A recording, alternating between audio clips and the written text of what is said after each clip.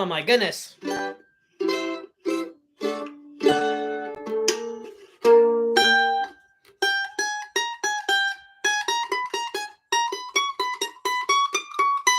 Okay, so I'm live on YouTube, and I am actually using my new computer for this. So, let me show you what I've been working on. I've been working on something kind of secret for 4th of July. So now what I'm going to try and do is, you see, I've got this computer here. But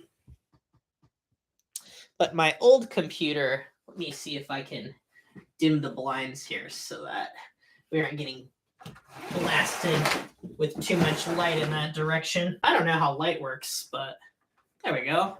That seems like it's a bit more reasonable. Okay, so now you can see that I've got my computer over here. And what I'm going to do is I'm going to show you the project that I've been working on for the 4th of July. Okay, so you'll have to tell me if you can hear this or how that works for you. So, if anyone's here at all, that is. Ooh, that's pretty loud. Tell me if you recognize it. Hi.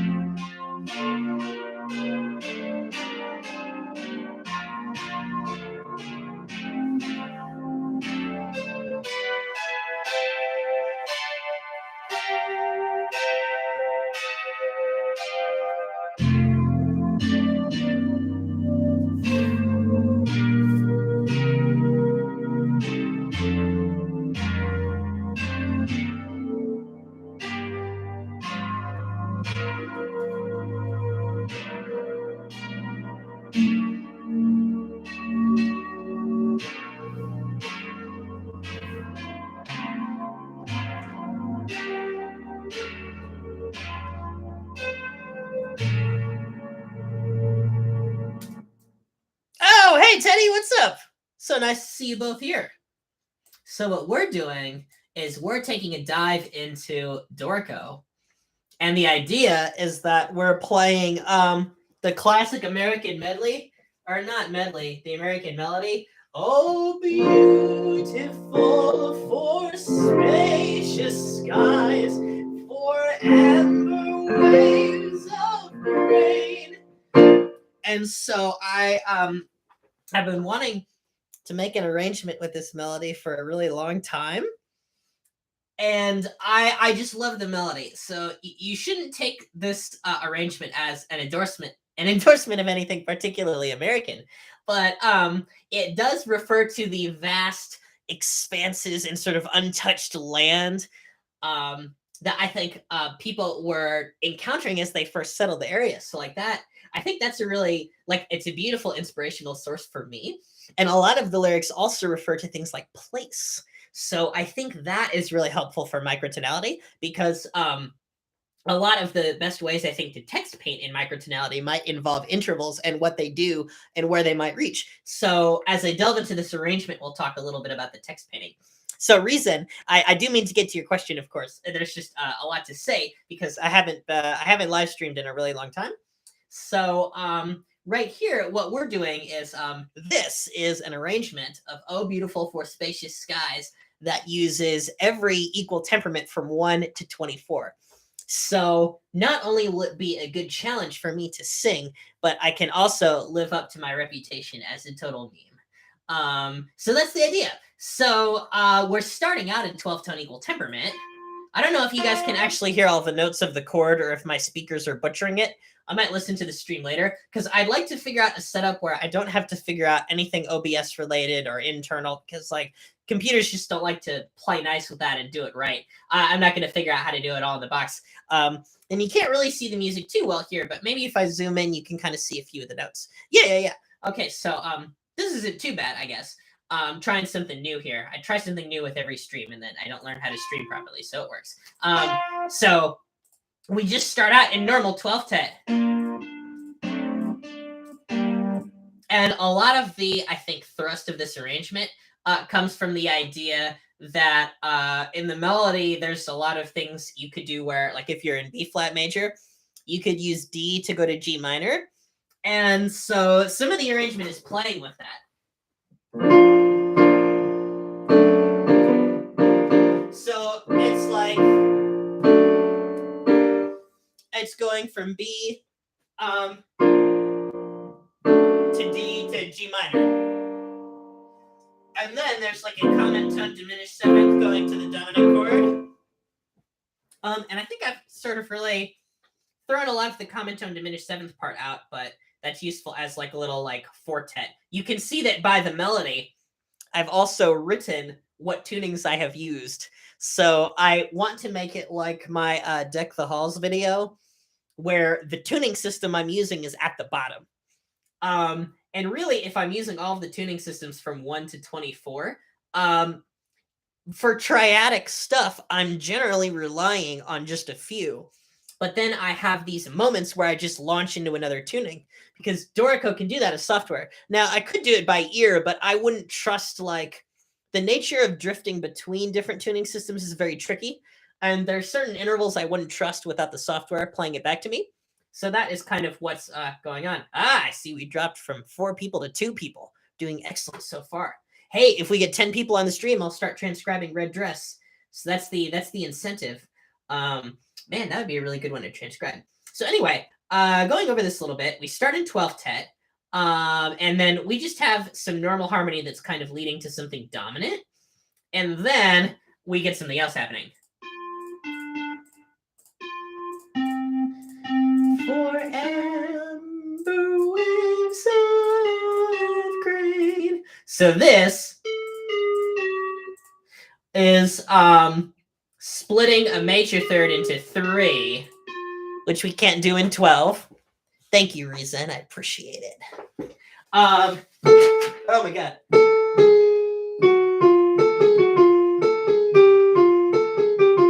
But in 19, we can go.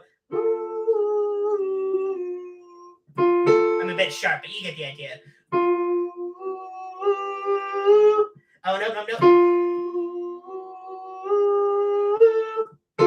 There it is.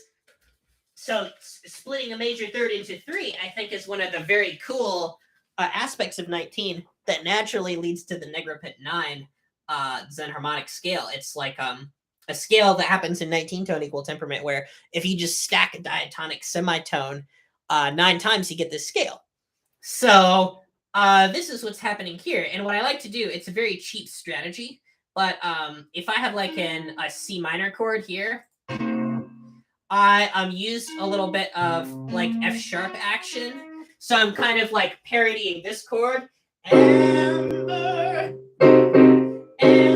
waves of grain. So it's like C diminished, but the 19-tone intonation gives it a different flavor. So then we have these thirds happening. And then this is like an F chord. But now what I've done is I've made certain chromatic extensions like resolve in such a way that it can't be done in 12th tet. So the F sharp is resolving to F, and I'm not quite sure what the other thirds do. Let's see. Oh man, maybe I don't actually have anything. Oh yeah, I do have something Zen. Okay, so the A sharp and the F sharp, they resolve to F and B flat. So A sharp resolves to B flat, and F sharp resolves to F. So that's a situation you can't have in 12th tet. All you need is one of those kinds of intervals, and then as long as you're hearing the notes within the chord, you technically have a Zen harmonic situation. I also have turned it into triplets, because like I think when this starts, you get 2 bars of something that's really traditional, so maybe you think something traditional is going to happen, and then I like something surprising to hit right away. So let's play this part. Amber waves of grain for purple mountain majesties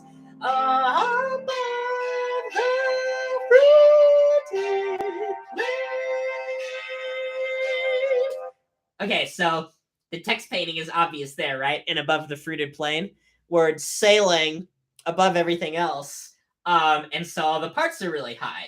And this is just a circle of fifths progression in 17th tet that eventually gets to the dominant chord, but it starts really far out. You can actually play it in 12. Above the fruited plain. So that's like B, E, A, D, or A minor, D, G, C. So that's like really basic, right? But with 17-tone intonation and suddenly launching into the high register, it's going to have a certain shrill sound that I am trying to like. I'm trying to like highlight the Zen harmonic nature of the intervals, but also not have it be like too out of balance. So that's going to be really hard to mix that part right there. But I think if what I'm imagining in my head happens, it'll be better. You also notice that there's certain intervals that would be normal in 12th tet that in 17 aren't as normal. So for example, like this stuff right here, and obviously this is really high. So I'll have to, after I spend a day at work singing for a long time, I'll have to drink some really hot water to get that note up there. Can't get it now. So there's this one right here. And then this is happening. G sharp to G is a neutral second. So it's in between major and minor. See, in 12th tet, it's just here. And here it's. So it just has this like every chromatic twist where our major third in the chord is supposed to resolve up, but instead resolves to the 7th of the next chord, is noticeably flat. But it still goes in a circle of fifths like way.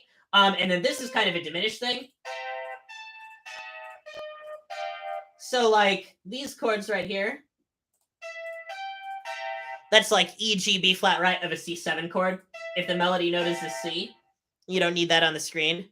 I don't know if you guys can see this. How well can we see the notation on a scale of 1 to 10? Thanks, Frederick, for pointing that out. Hopefully that's a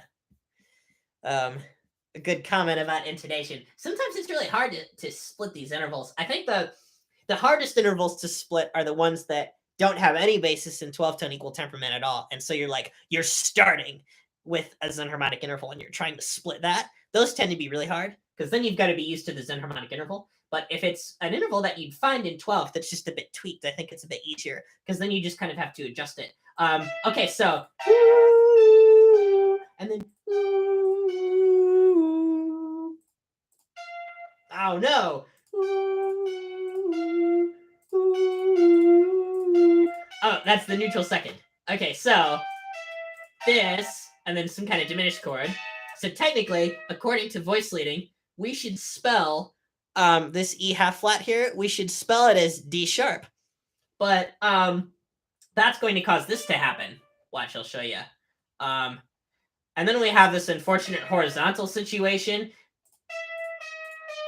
E flat is lower than D sharp. And so then reading this becomes not fun, right? So that's why here, in what's normally a normal diminished chord stack, I changed this to E half flat because I find that this is not really that offensive to read. It's like a neutral third sort of thing. Or a shortened second, what would this be? Oh, yeah, this would be, I guess, well, if you had E and F sharp, like a neutrally, I don't know what that would be. Whatever is in between an augmented second and a major second is what this would be in 17. So there's that chromatic line. So above the fruited plains is text painting because it sails really high. And then the idea with amber waves of grain and purple mountain majesties is that I have like sort of a lift happening. So you can see this line here has a wavy shape, and it also gives me an excuse to split that major third into 3, telling you that we've arrived in 19th tet. So all we've done so far is 12th tet, 19th tet, and 17th tet, right? So pretty basic stuff, bread and butter. So now we're going to get into this portion, this pickup that puts us into the first chorus. America, America, God shed his grace on thee. And our thing that we're doing that's special is we're emphasizing a certain Zen harmonic. Oh my God, Mokay's here. Hi, Mokay. I didn't know you cared about music. I thought you were just a Pikmin guy. Well, it's so cool to see you here. Have they done 5-day Pikmin 2 yet? But yeah. Anyway, okay, so we've got some 19-10 stuff going on. And the idea is that earlier we were talking about how D was going to G minor. But now with 19 tone equal temperament, let's see, score readability. 7 out of 10 when zoomed, 2 out of 10 when not zoomed. Okay, I'm going to try and zoom in here. So the idea, so here's the melody, and it's written in tenor clef, so that's not my highest note. It's an octave below that. So right here, F sharp, shed his grace. Nope. America. America. The resolution is really cool, right? Because normally it's like America, America. That's the normal progression. You've got B flat, America, F, America, C minor 7, so that's like very rooted in tonality. But then here, since we've got D, America, now this melody note resolves to G minor, and it still sounds like it resolves in a relative minor based sense, but the top note doesn't fit with the chord. It's like in Jacob Collier's Moon River when he grows the G minor chord and it's just got like C in it and it's got that awesome sound because it still clicks with diatonic stuff, but it's like totally against the law or whatever. So there's that, America. But now we have something cool that we can do because in 1910 we can go from F sharp to G flat and then G and delay that resolution by a little bit. And since that chord is so cool, what I've done is I've changed the rhythm. So instead of it going America, it goes Mary. So there's this new stress on re, and then you can hear this very awesome like sort of A flat 7 thing happening, but it's got a D in it. Okay, so here I'll show you. It's like this.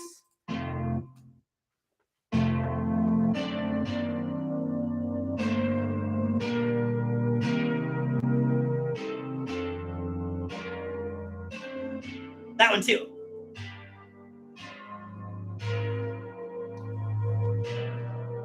And then this here, shed his grace on thee. So this chord is has an A flat minor tonality, and this is something I've been enjoying doing with 19 tone chords to get zenharmonic changes out of them. Is I'll create a situation where I'm in like another minor or major tonality that's like fairly parallel to what's going on, and I'll find that the notes that come from acceptable diatonic stacks of that have like a zenharmonic relationship to the next chord I might want. So here I have this like A flat chord, right? And it's a normal A flat chord with a ninth on the top because of the melody. And then we also have a harmonic 7th and a minor 6th. So I'm writing this as F sharp here. So the idea is that it's a little bit like this,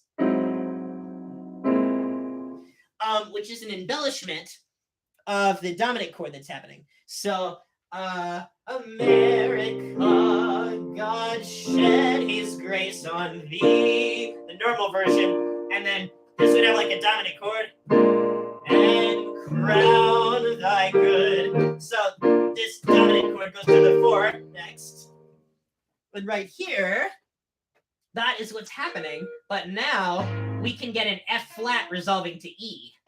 Here, I'll try singing all the notes for you, and maybe that'll help. Let's see. Let's see. So first I'll try the melody. Grace on thee and crown thy good. By the way, I don't know why this 22 tet changed. Like I changed to 22 tone equal temperament over here. And Dorico has just decided that the pitch standard should be lower. But I don't know how to I don't know how to change it bar per bar. I only know how to change it globally. So that means that if I want the tuning standard to be different than whatever I've written or what Dorico's decided, I'm going to have to take it into the digital audio workstation and just like transpose all the audio a certain amount, or I might have to have some. It would be horrible to have files where I change the tuning standard in Dorico for each file. That would be awful. And then just only export that section. I think it would be easier to do it in the digital audio workstation than when I try to sing along. So now I'll show you this microtonal change here, the F sharp going to the G flat in the B flat chord.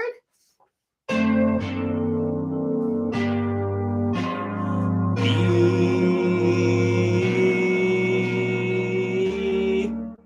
So that's like the 7th of this chord going up to, oh, that's flatter. The 6th of the next chord. So yeah, then we've got this. So now here, that becomes a harmonic 7th. The A flat goes down. And this crunches with the G flat. This has got that nice crunch. Let's see. So if you want 17 changing to 19, you have to set it to 3. Oh God, 320 T use different tone gaps. Oh no, that's no good. I don't want to do that. I'm happy with what I'm doing. But yeah, that's a good. That's an interesting workaround. I wonder how the notation system would change because of that idea. But anyway, okay. So and then the F flat to E, I think, is the easiest to hear. That just goes the. Oh, and it's not playing with me. Okay, let's try this. Wrong. You're supposed to be here.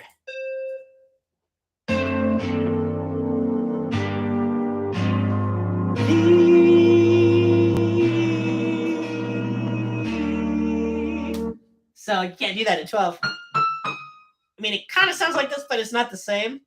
So you just get a smaller distance in there. So yeah, the 22 tet section will actually be a bit different. Now in this section, the 22 tet section here, where we like go to the 4 chord, the whole idea in this part is that like there's a syntonic comma thing that happens in 22 tone equal temperament where if you play a diatonic scale that use certain notes, you might have to shift them by a 22 tone degree in order to get the desired effect. Like if you want a certain diatonic chord to be in tune, you might have to change one. So this is written diatonically in like B flat. Here, I'll show you when I'm zoomed in. So I have like a B flat, a key signature, but the A, the D, and the G are down because the D down creates a major chord with B flat, a just major chord or close to just. A creates one with F and G creates one with E flat.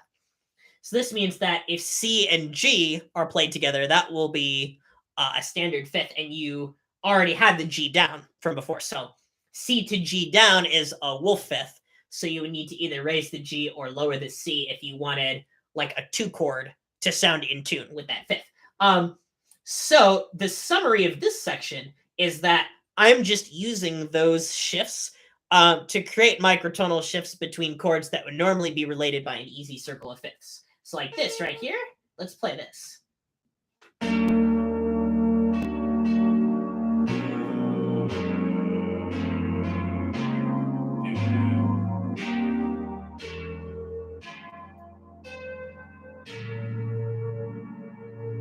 And then I love this last chord because with the C to shining C chord, I kind of accidentally stumbled upon it because I was like, whoa, something about how the 7th resolve sounds really wrong.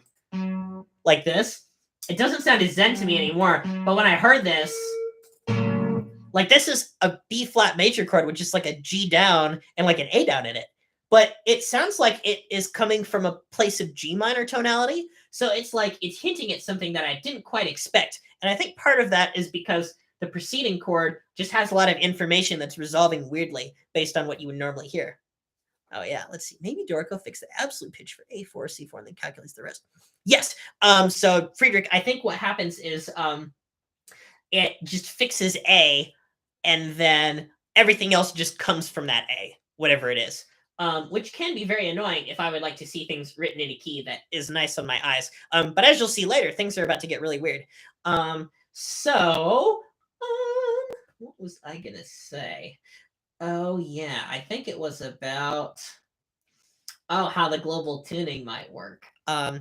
Because also in Dorico, I've noticed very noticeable differences from 440 in the global software that I'm like sure is wrong. So I don't know what else I've messed with. It's like sometimes Dorico's A written on the page will be something like vastly, well, not vastly, but like a semitone lower or higher than I expect, I think.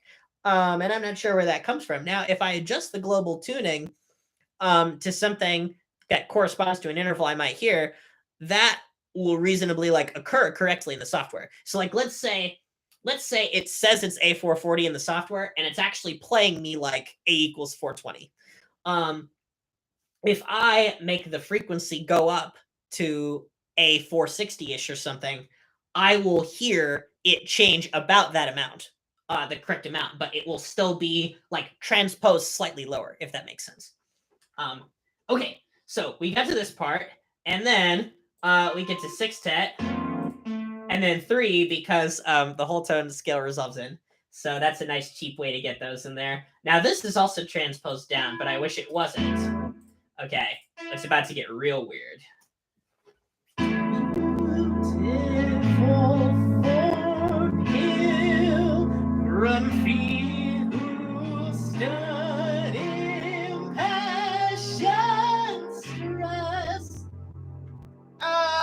Oh, that's that note that sticks out to me. I love that. It has an 11 over 80 sound, but it's totally not. So this is quite a whirlwind section, comparatively, because there's some things that need to be happening. So let me explain the text painting. The text painting here, I think, has to do with feet. Oh, this is not done yet. That's better. Okay, so I had my lyrics pulled up here on my phone. I've just been having that tab open. So I really love how the ideas in this melody that I want to implement are just like showing up somehow. You know, it's pretty crazy. Beautiful spacious skies lyrics. Here we go. Oh, where is this? There we go. So for Pilgrim Feet and Freedom Beat, there's a double text painting that I can do that also has a double dot. So I think that when I'm singing about feet, like the flags of the notes here, if I use a double dotted rhythm, they sort of like, they kind of look like little feet to me. The flags look like feet.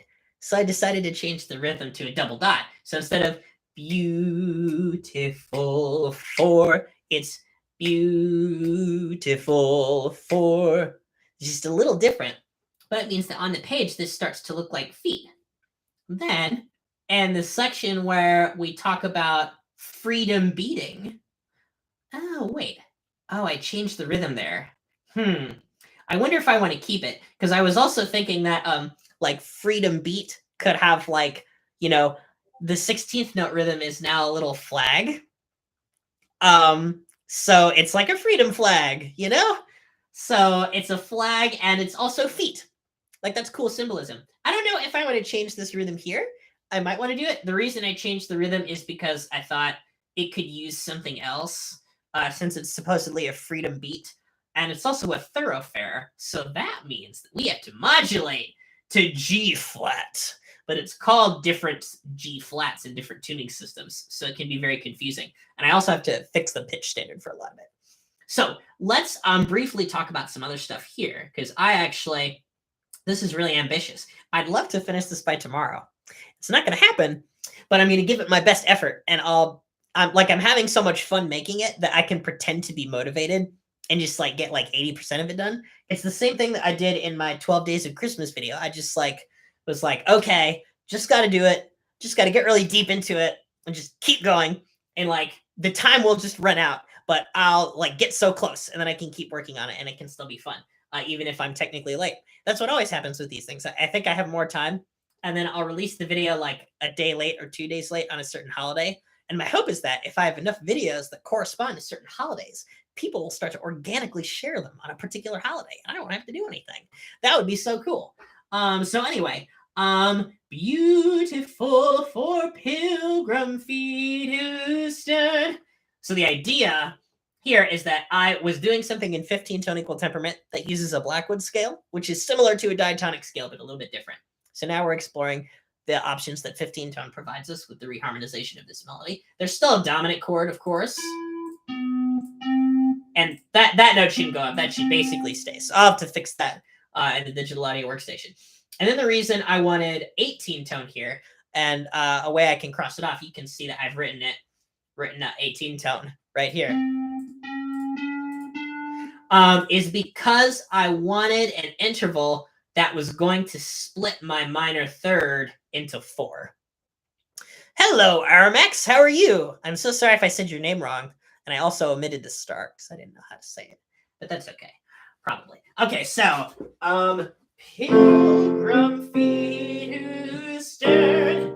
We're trying to get to here, but we can't go. We have to get those notes in between. So that's the idea. I chose 18 because I thought it was a good tuning for that, and it would be a little bit unusual. And then I can kind of explain the key signature here too, because with these other tunings that are based on fifths, we've had key signatures that are self-evident from their approximated diatonic scales. So like, excuse me. So like in 17 tone equal temperament, and 19 tone equal temperament, those fifths are completely kosher with the diatonic scale. So the scales are constructed in exactly the same way. It's just that you would get some scales that are technically considered non-standard now because of the enharmonics being different. And in 22 tone equal temperament and 15 tone equal temperament, you can construct a diatonic scale that assumes that the second scale degree is the raised one, approximating 9/8, and not the lowered one, approximating 10/9. And you can get those scales and write them, and you'd have a wolf between the second scale degree and the sixth scale degree. But you could still do it, and that's what I've done here, and I've just modified as necessary if I need to or want to. But then here in 18 tone equal temperament, we're presented with a really strange situation. So the scale that I've written here with B flat, E flat up, A up, F up, and G up is based, by the way, I wanted to put this G up right here. That's right here. I wanted to put it down there, but then the program kind of like glitched and put it up there when I have it. So I'm not really too concerned about the visual element, but I do eventually want to release like a score follow along, which would be really cool. So the idea with this is that I figured out, I like had a scale in mind that I put in as the key signature, and it was just wrong for what I wanted. So basically, the harmony here is like this. I have a major chord that sounds out of tune, but I'm going to be using a bit of vibrato. So here's the third, ooh, and then here's the fifth, which is flat. And 18 is a dual fifths system. So as I'm singing this is like F major with its flat fifth and then its sharp fifth. So since both of those are fifths, they kind of fit into that structure.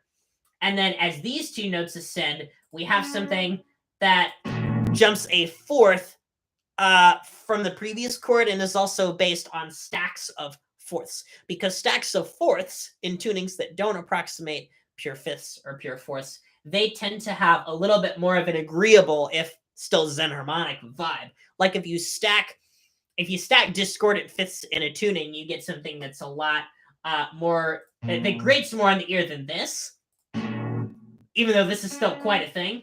And then this is like minor third going to sort of its low major third, I believe. So the idea is that we're splitting this, and that the chords around it sort of convey a circle of fifthsness. Now let's talk about the 16 tone part. The reason I needed 16 tone for this was a similar reason. There was something that I wanted the melody to accomplish within its own limitations that was a Zen harmonic thing. So the feet who's da right there, that's splitting a minor third in 4. The thing I wanted stern, impassioned stress to accomplish was I wanted this like passage here goes like stern, passion, stress.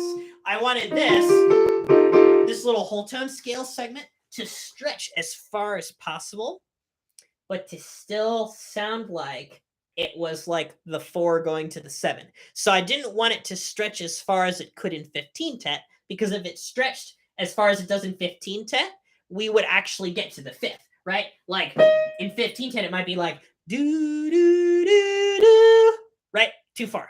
So we got to do, instead of the normal do do do do, we want to do kind of like an in between, like a do do do do.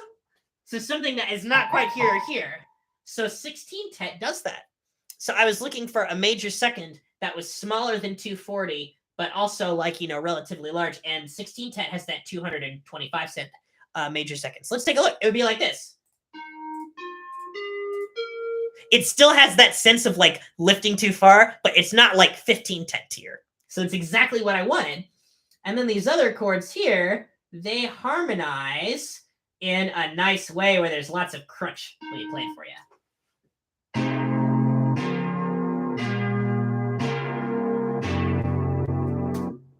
So it's still roughly based on chords that do make sense in a certain way. It's kind of based on stern in, like a nice passion, stress. It has like a circle if it's leaning, but certain things have been altered. So the quality of the chords is obviously completely different. Instead of like a half diminished 7th here, we have something else that's functioning like a C minor 6th, but there's a lot of chords in it that are different. Or a lot of pieces in it that are different. This is the big one.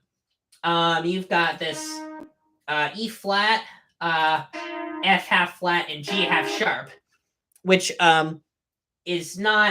too crunchy for 12 tet. But I'd argue it still has like a similar role to like, but the character makes it want to lead to different places.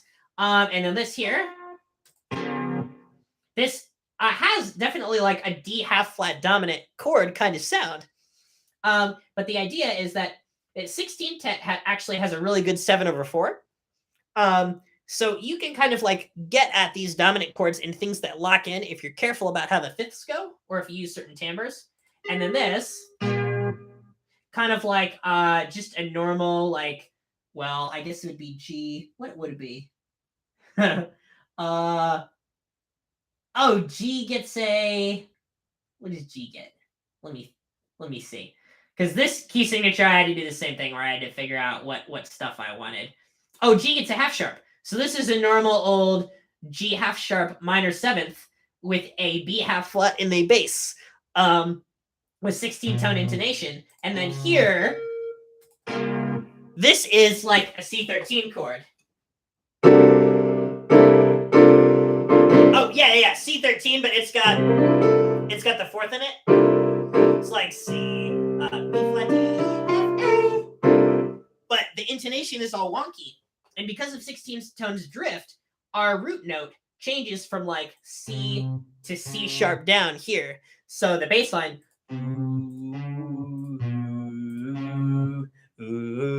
that's bigger than it normally would be. So I don't know if I've actually, someone could analyze it and figure out like what chord, what is tempered out by the progression. But yeah. And then when we land on here, that's higher than it should be, and I'll fix that.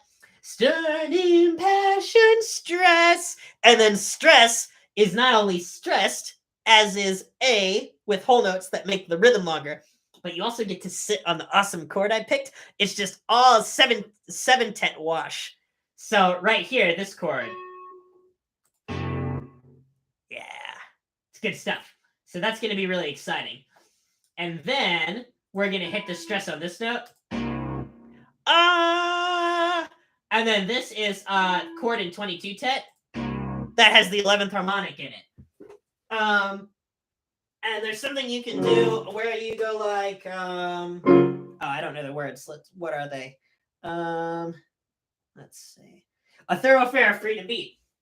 A thoroughfare of freedom. since this lyric kind of like hints at colonialism a little bit, I wanted to make the chords slightly scarier. And so there's this fun thing you can do where, like, if you're in a particular key, like B flat or something, you can play in another key a major third away, and it will like kind of work, but the harmony will end up using things like lots of augmented chords and stuff. So this is just like a version of that, but in 22 tet, and it also hints at the upcoming G flat modulation. Okay, so let me kind of play what I have for that.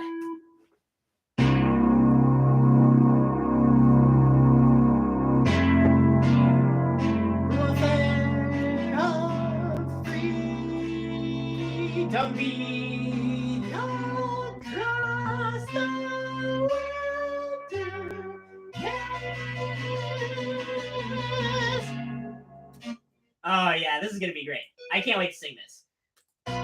So this part is this is just in tritone at first, and then there are cascading notes in 8 tet. So let me zoom in here. This is the idea. So I'm hoping to disguise these nice little pentuplets as like a really cool wash of like 8-tone nonsense.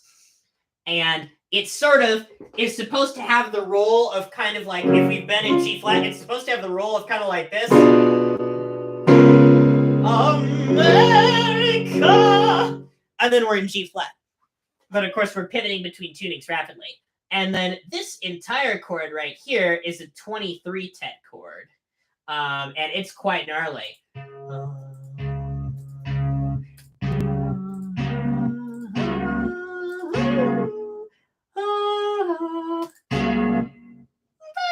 That one. Yeah. So check this out. Here's how we deal with fifths in 23 tet. So what this chord is if it's a dominant chord going into G flat major in 19 tet, and it still does that thing with the dominant chord in the bass, so it doesn't get on G flat right away, but it does eventually get there, so we do get in the key. It's nice to not put things in the key immediately on the first bar when coming in them, because then there's a little bit of like this cool delayed resolution. But yeah, oh, looks like I got a message from somebody. I'm going to check. Correcting me on information I may have said wrong. And I do not like to say information wrong. Let's see. Don't have... Oh, someone's telling me that I don't have to lower the 6th scale degree in a pseudodiatonic scale. Yes, I do know that. In fact, sometimes I choose to not do it. But if you didn't want a wolf fifth, you would need to do it. There's lots of interesting ways to get around that. Some people just, they would just play the wolf fifth and have it in the chord. Some people change it as needed whenever they encounter it, introducing slight extra chromaticism. Some people avoid the chord that would cause it.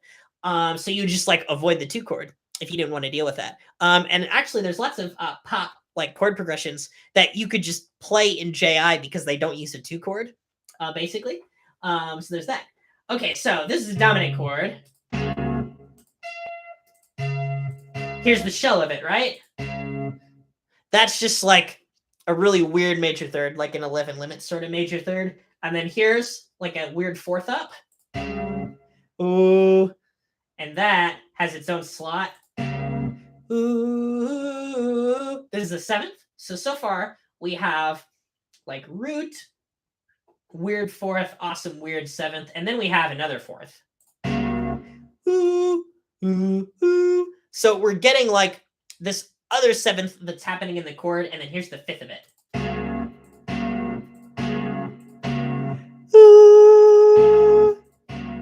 So what's interesting is you could use the other 5th, because 23 tone equal temperament is another 5th that has a dual 5ths system. So I believe if I get on this note here, yes. Since it's written as a subset of 46, I have to go down 2. So I could write as an A flat. Yes, that should be correct. If I wrote as an A flat, it would sound slightly different. So watch, here's A flat double up, or A double up flat. Ooh. And then here's A flat. Ooh. And I think the reason that I like this A double up flat better is because when I have an A flat, the distances between the A flat, the G flat, and the G down, they sound crunchier in a way that doesn't seem as intentional. Like this. Here, I'll isolate it. Like, it's awesome, but it doesn't have like that zing that I want. So this, yeah, that is, I think, a bit more spicy to me, and also sounds a bit more spaced out and logical. So yeah, comparing the sound of them. Ooh. And I can sing them too.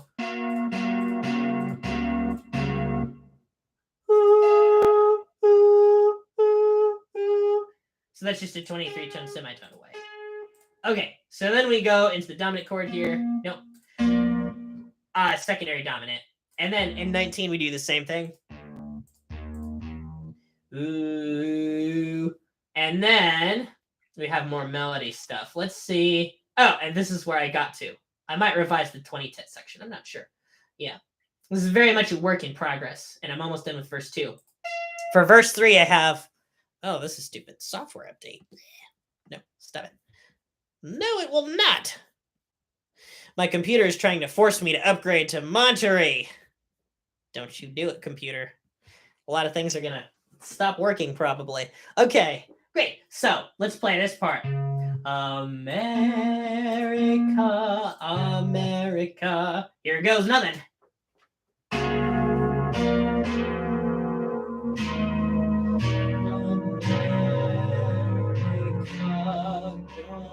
Shed his grace on thee, and crown thy good with brotherhood from. Okay, so that sounds, I think, really muddy on the speakers.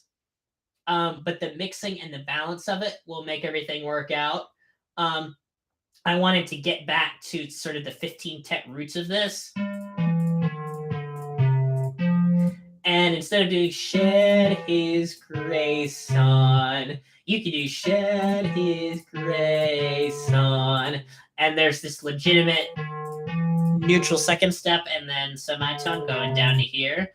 And then the... And so this also comes from another cool thing from 12-tet. America, God shed. And so this like F minor resolving to like G flat is kind of a 3/4 thing. God shed is really cool because instead of doing like a normal 3 to, or sorry, not a 3 to 4 movement, but a 7 to 1 movement, you can move to minor instead. And in 15-tet, that sounds really neat. That shift of modality. I think it's a great arrival moment. But yeah, this might be getting out of hand here. I might need to simplify it a little bit. No surprises there. Crown thy good with. And so this intervallic pattern here, it's very difficult to read 20-tet notation. In fact, I haven't made it on my computer yet like I have all the other ones. But this is one step, and then I think, and that's 3 steps because it's no wait, yeah, it's the larger neutral second.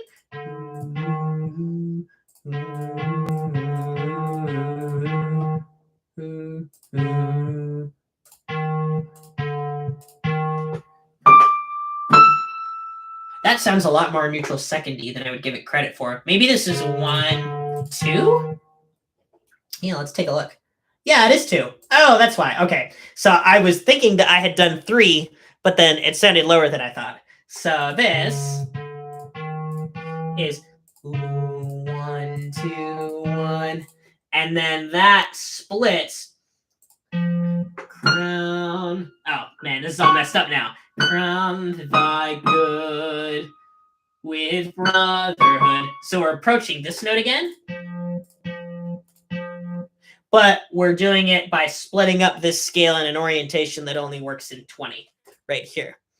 That's the other thing that's really cool about this is basically the idea is that I'm in 15-tet for a short while, and then we're going crown thy good And instead of it really being, oh boy, it's really not F sharp, is it? Crown thy good, or crown thy good. It's crown thy good. It's in between, and thus this justifies us using 10 tet because it has neutral stuff. And then there's cascading 20 tet. And since 10 tet is half of 20 tet, that all just fits into that little measure there. So as a tuning system, it is being used as a digression from 15 tone equal temperament, but it still retains its 5 tet character. So it's like we've got a 15 tet string of like information, and then we have a little measure that has 20 tet, which allows for the chord to be in between major and minor. And then we just go back to 15 tet. So that's sort of the whole idea there. And that's where I stopped, because notating 20 tone equal temperament is just horrible. And I'm not entirely sure what I've written, which is upsetting. Like, I'd like to be able to, you know how it is when you read a score and like, if you don't know what the harmony is, you might be a bit stuck. I'd like to be able to go to every place in the score and understand the harmony. And this right here, this 20 tet measure that just looks like double ups and flats and other stuff, I don't understand it entirely. Like, I kind of know what notes are in the chords and like what it's supposed to be based on that, but I can't describe it in a succinct manner. It is all chromatic voice leading that hopefully ends up at this next G flat. And then this is chromatically moving. Oh, I'll bet that's why I didn't make this chord a dominant seventh like I wanted to. Yeah, I think probably last night I stayed up too late and I got a bit distracted writing things chromatically and didn't really like stay on track in a way that I would have hoped. So this is where I am right now. And you might notice that all these measures are 1/4, and that's because I'm not going to figure out how to change the tuning mid-bar. And so the idea is to use a lot of tunings really quickly in a fun way. So I had this written down. Where is this? I've been keeping track of what I've been doing in the project. Yes. So this is like my sheet where I've written down which tunings I've used and where and all that stuff. It's just part of my process for writing, I think, is having a piece of paper. So the idea here is at the end of the second chorus, something really, really cool is going to happen. The chords C to shining C are all going to hit as different tunings. So C is 9, 2 is 11, shy is 13, and then ning is going to be like the 13-tone machine 6 sonority that I've planned to sound vaguely dominant, but 2 of the notes are going to move over, so it's a bit of an 8-note chord leading in. And then that last C chord is going to be 14. And it's going to be like the 7-tet chord we had before on stress, where it just hits and it's awesome and stressful. So this one, I guess, I don't know. Like what? Hey, chat, you guys know 14-tet. What's a great note that I can add in like just a 7-tet sonority? Like, what's the ideal 8th note to add, do you think? Like, what should I add that will make that just kind of pop? Let's see. What's the lyrics? Okay, C to shining C. So we need something that's going to be like maybe crystalline, wavy, all that kind of stuff. But yeah, I don't know. I don't have anything 14-tet fired up here.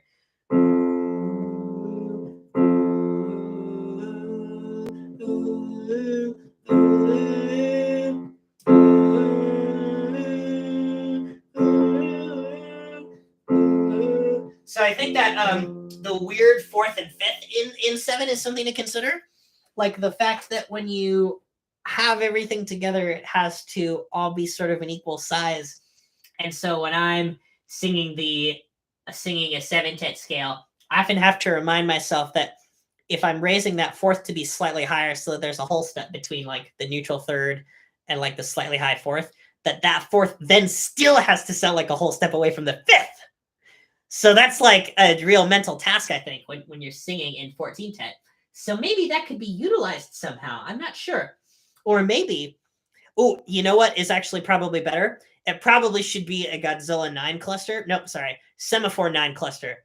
That's what it should be, because then maybe it would have some trappings of 17-tet, but also like there isn't like a crunch where 3 notes are next to each other in a really undignified way. Even when you spread that out, it's hard to just approach that out of the blue. I find that doing 3 notes next to each other, if you don't want to be like that surprising and you want to keep the flow, you would kind of want to spread those out or approach those really, really carefully in specific ways. Specific ways that often haven't been defined yet, but as long as they're specific, it will generally work. So yeah, okay. I guess we got no suggestions from the chat about cool 14-tone spicy chords that we could use. So actually, you know what I'm going to do? I'm just going to fire one up. Let's see. Okay, so I already had 1410 as a notation system. So I'm going to try that. And then we're going to change it right here. I'm going to use a new key signature. Yeah, there we go. Ooh, somebody's shooting me a message and saying, what about dial tone chords in 1410? That's a great idea. Let's see. I wonder if that would work. I actually don't know the pitches for that off the top of my head. But right now, shining. Wait, I guess I'm going to create like a D flat chord of some kind. Oh, what? Wait, isn't this the bass clef? Oh, nope, it's the melody. That's why. Okay, here we go. Ooh. Can swing that. Okay, I'm going to do a bit of combining here. So I'm thinking we could do like, let's start with like a stack here. Ooh, add 3 degrees. Yes, I really like that. That is a good idea. That could do... Yeah, because if this is 4, it could sound like a 9th. Yeah. Okay, let's try a really high one. Oh, nope, that's still bass clef. Let's see. Okay, great. So we have the normal second here right now. So that's 2.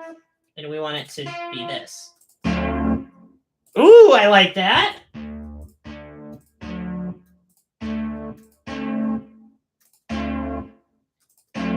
I think it has a neat sound on its own. I wonder if I could extend this up to here. And maybe...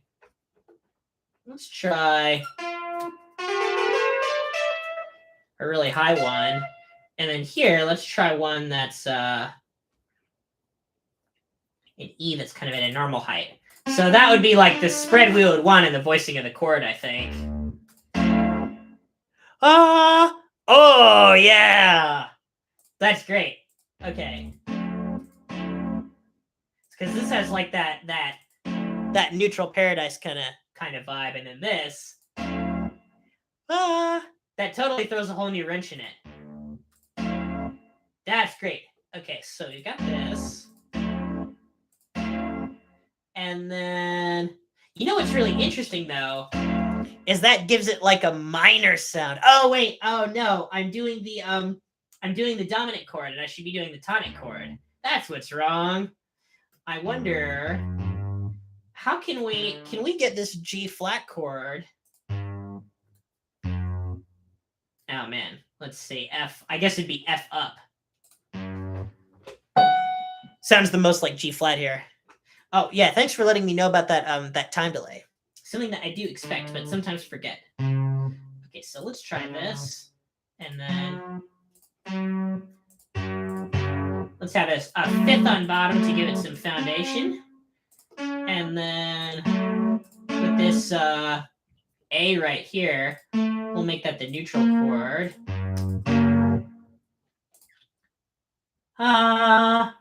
Yeah, that still sounds like it is retaining. How much of its major is it retaining? You know what we should do? We should have that raised second in there, and we should also make it super major. But unfortunately, I don't have a double accidental here, so I guess I have to make one, don't I? Okay. Gould accidentals. That's what I like to go to because it's got a pointer. And this arrow's right here. Okay, great. And that goes up to 14th of an octave.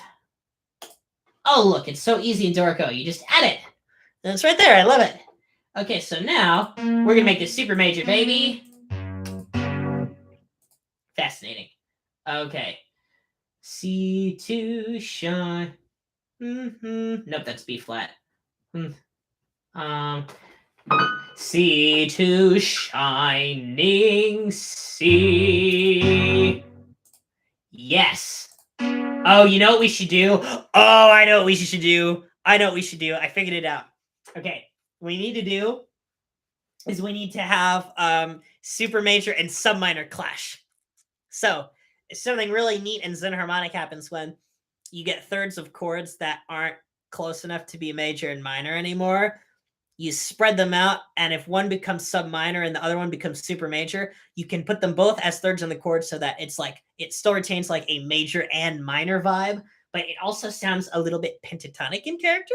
So I think that's what we're gonna do. We're gonna give this a try. We're gonna put the major one in here, and then we're gonna put the minor one in. So A up was the neutral, so A natural will be the sub minor and an F up chord. The logic still holds up. So now,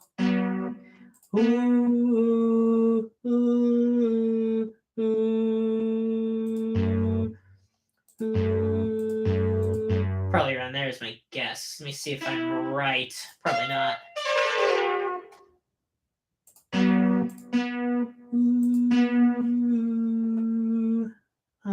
Where would that be?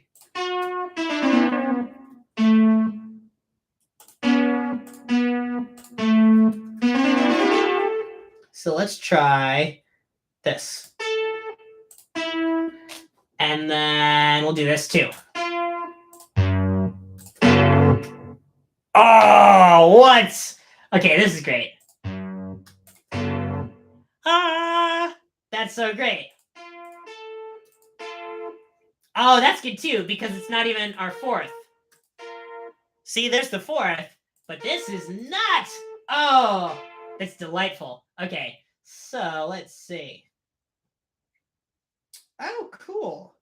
Some dual tone multi-frequency information as well. I could also give that a try. I like this here. Oh, no. Now that sounds major. That sounds major now. Oh, I love that. Okay. For reference, let's play a real major chord. Resolving. Oh, that's crazy. Okay, so we've got this here. And this is sounding... Oh, I like this. So this is making it like a dominant seventh right here. But it doesn't have a dominant seventh quality. It doesn't lead enough. And then this sticks the minor, sub-minor third on top of what's already a super major chord. Yeah.